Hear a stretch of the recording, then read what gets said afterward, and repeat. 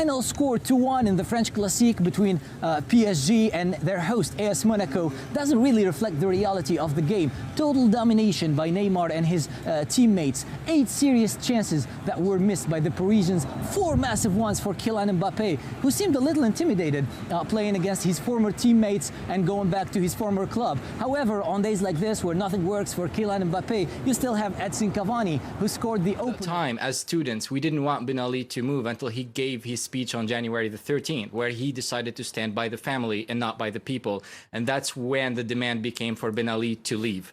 But until then, the revolution was about equality, about employment, about giving equal chances to young men like me or students, and of course, freedom of speech.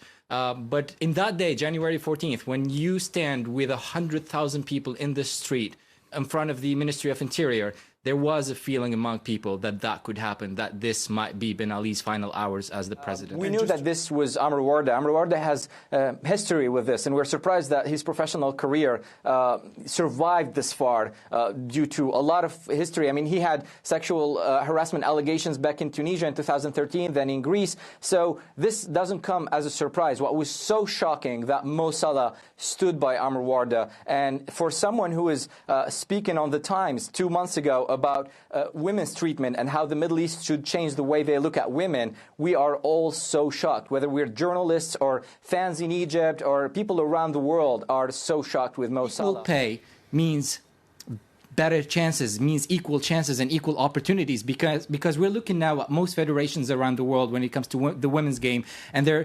semi-professional. Semi-professional means that the women have to work somewhere else to make their living, so they can't focus on the training, they can't be full-on athletes, they can't be full-time football players, and that means the game will not be as good.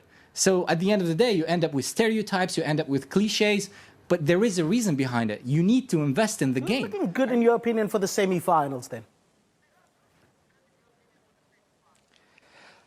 The one team that I can call the best team in this tournament so far is Algeria. Belmadi, the coach, is unbelievable. The chemistry between the players, the individual skills. I mean, Soleimani, Mahrez, Wannas, Blaili. That's the one team that's strong, and that's the one team I might say, without taking a lot of risk, will be in the final.